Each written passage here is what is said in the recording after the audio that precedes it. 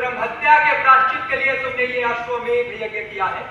मैं उन्हीं जरत्काल ऋषि का पुत्र आस्तिक हूं। आश्चर्य कुमार, तुम्हारा मुखमंडल तो कितना सरल है और वो ये क्या कह रहा है? हे प्रभु, मैं किस लोक में हूं? सम्राट, तुम्हें न्याय करना होगा। यह बालक अपने पिता की हत्या की क्षतिपूर्ति चाहता है। आर्य न्यायाधिकरण के समक्ष यह बालक तुम पर